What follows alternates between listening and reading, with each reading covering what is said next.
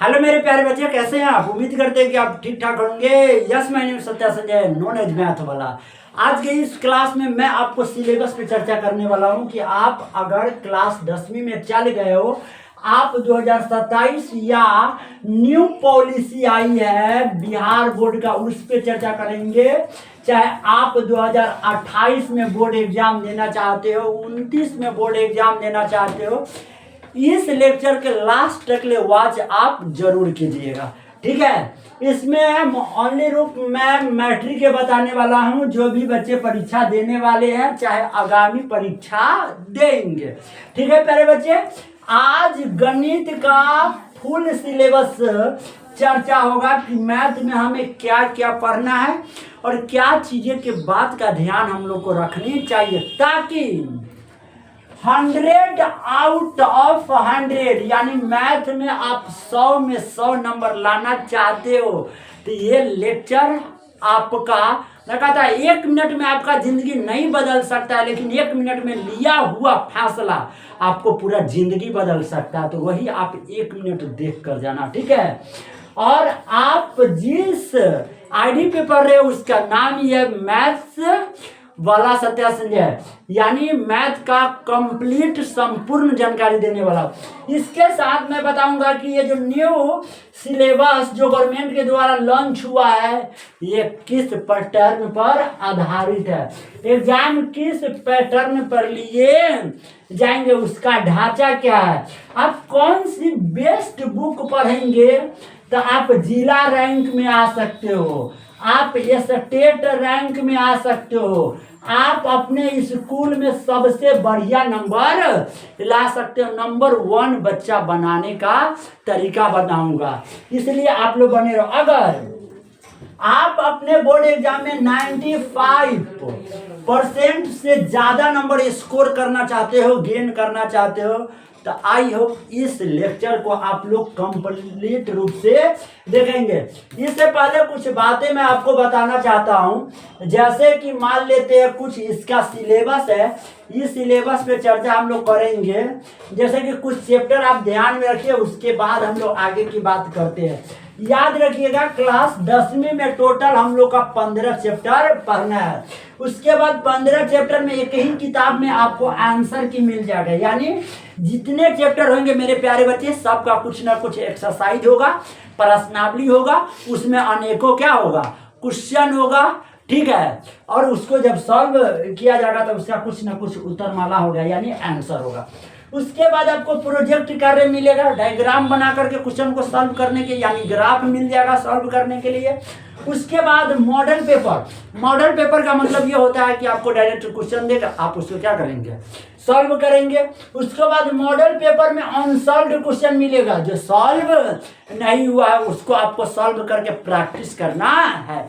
एक छोटी सी कहानी आपको सुनाते हैं, फिर उसके बाद हम आगे की ओर बढ़ जाएंगे। देखिए, एक आदमी का नाम बताना चाहते हैं, आदमी का नाम या वैज्ञानिक का नाम आप लोग खुदे पता लगाइए, नहीं है तो मैं विशेष रूप से कुछ कहना नहीं चाहूंगा, ठीक है, वो पता आपको लगाना है। देखिए, एक बात बताते हैं, एक आदमी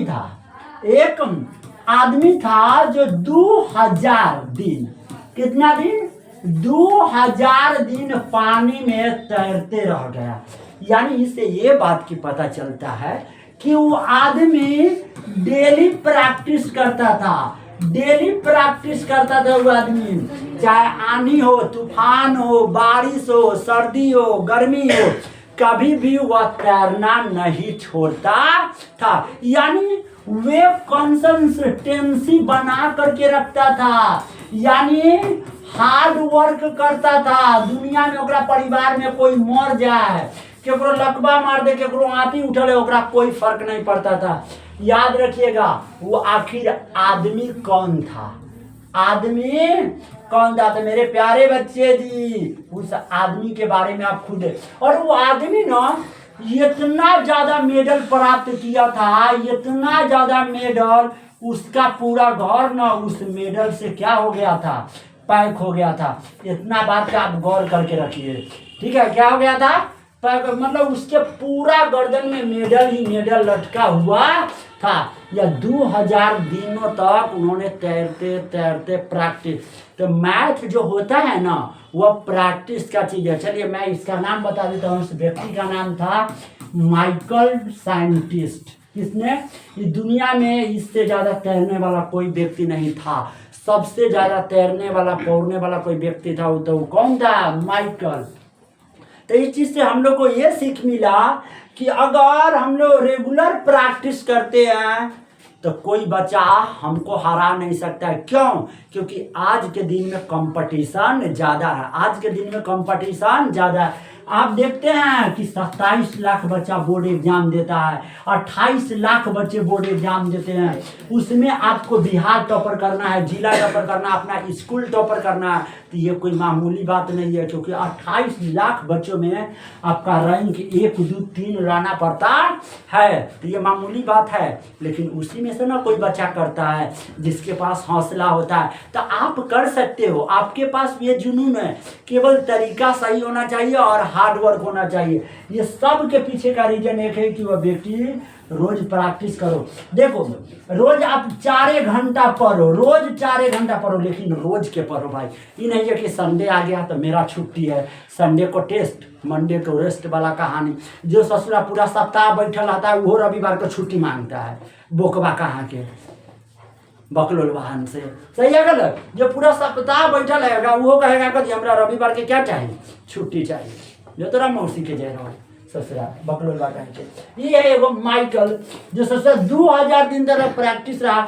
मेडल के जो अपना घर में बउआ ना भीड़ लगा के ट्रंक में भर भर के रखता था। तो आप मैथ प्रैक्टिस करके पढ़ना। क्या करके पढ़ना? प्रैक्टिस करके। चलो ये कहानी सुनने के बाद आपके अंदर कुछ हौसला आया होगा, जुनून आया होगा कि हमको भी कुछ करना चाहिए। अब बारी आई इस चैप्टर का नाम जानने की। इस चैप्टर को हम लोग कैसे याद कर पाएंगे? मेरे प्यारे बच्चे जी, पहला चैप्टर है वास्तविक संख्या, जिसे हम लोग रियल नंबर बोलते हैं। इसको पेज नंबर कितना में पढ़ेंगे? फर्स्ट में। सेकेंड नंबर चैप्टर का नाम है बहुपद, जिसे हम लोग पॉलिनोमियल बोलते हैं, जो पेज नंबर कितना में चालू होगा? 22 से। 3 नंबर चैप्टर का नाम है दो चर वाला रैखिक समीकरण युग्म, 2 variable and linear equation. 4 number का नाम है द्विघात समीकरण, जिसे क्वाड्रेटिक इक्वेशन के नाम से जानते हैं। 5 नंबर का नाम है समांतर सरणी, जिसे एपी बोलते हैं। 6 नंबर का नाम त्रिभुज है, जिसे ट्रायंगल कहते हैं। 7 नंबर का नाम निर्देशांक ज्यामिति है, जिसे कोऑर्डिनेट ज्योमेट्री कहते हैं। 8 नंबर का त्रिकोणमिति का परिचय है, जिसे इंट्रोड्यूस ऑफ ट्राइगोमेट्री कहते हैं। 9 नंबर का त्रिकोणमिति का कुछ अनुप्रयोग, some application and trigonometry. 10 number circle. 11 number construction. 12 number area related to circle. 13 number surface area and volumes. 14 number statistics. 15 number probability. इसके अलावा आप एक बुक का अध्ययन नहीं करेंगे। अगर आप अच्छे बनना चाहते हो, अच्छे नंबर से पास करना चाहते हो, तो आप मेरे प्यारे बच्चे जी एनसीईआरटी का बुक पढ़ो।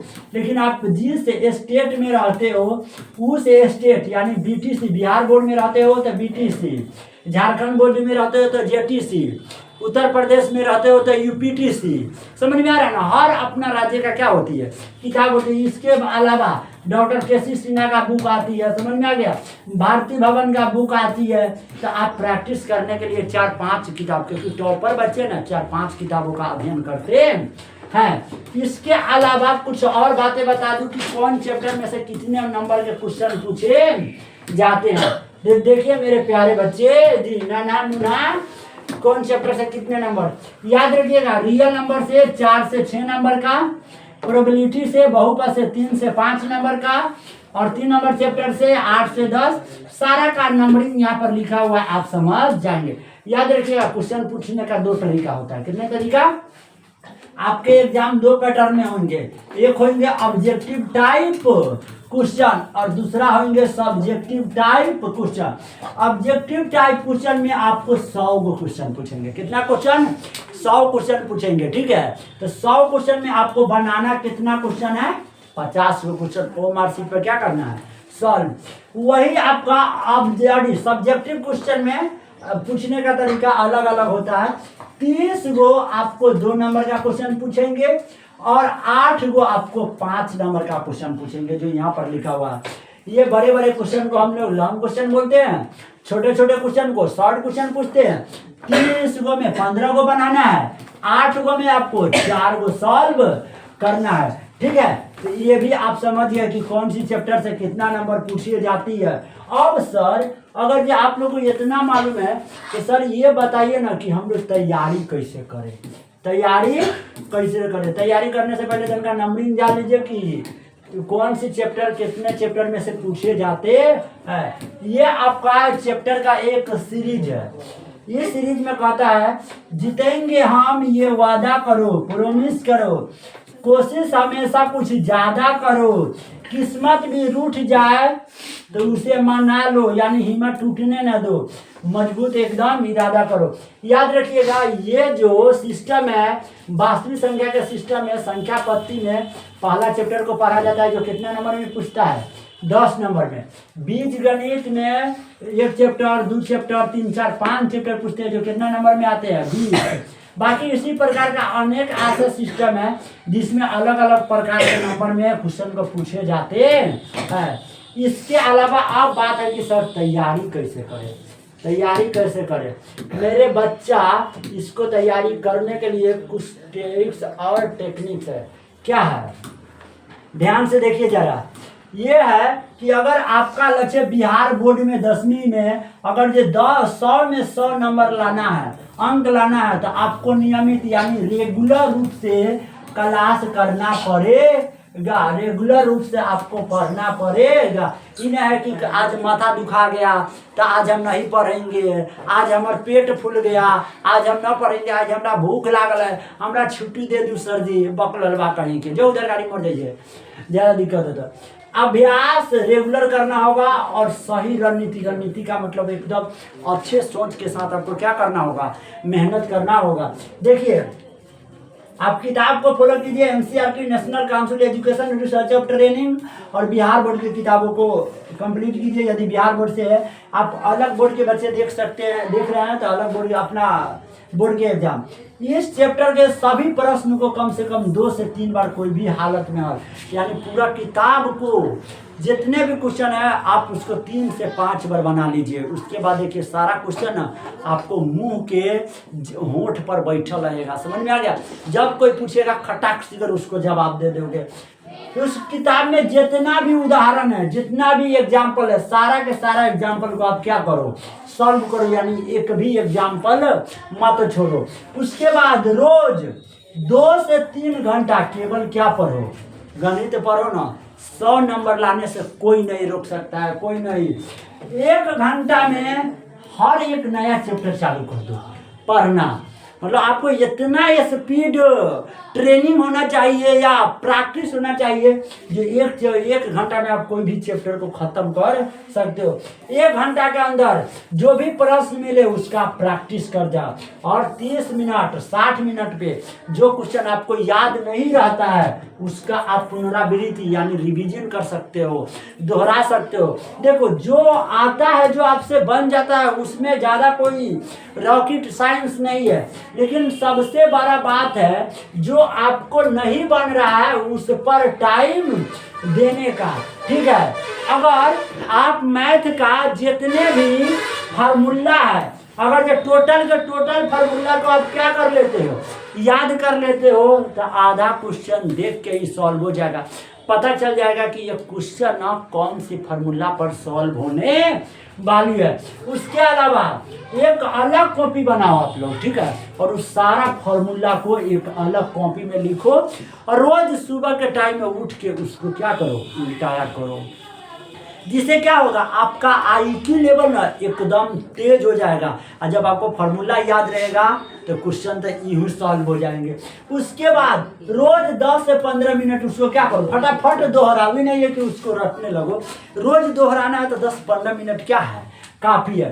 अब उसके बाद आप PYQ लगाओ। PYQ का मतलब होता है प्रीवियस ईयर क्वेश्चन, आज से 10-15 साल पीछे का क्वेश्चन जाकर उलट के देखो, पलट के देखो कि आपको कौन कौन सी क्वेश्चन बिहार बोर्ड में क्या कर चुका है, पूछ चुका है। उस चीज़ को जाकर पलट कर देखो और फिर उसी के आधार पर जो जो क्वेश्चन पूछा हुआ है उसी से रिलेट करके आप क्वेश्चन को क्या करो, पढ़ो। ठीक है, जैसे कि इससे बार बार पूछे जाने वाले प्रश्न का क्या लगाओ, पता लगाओ यार। क्वेश्चन बैंक खरीद लो, कौन किताब खरीद लो, क्वेश्चन बैंक। जिससे आपको पता चल जाएगा कि आपके बोर्ड एग्जाम में कैसा कैसा क्वेश्चन पूछी जाती है। समय सीमा के अंदर में उसको सॉल्व करने का हैबिट बना लो, आदत बना लो कि इतना टाइम में आपको क्या करना है, सॉल्व करना है।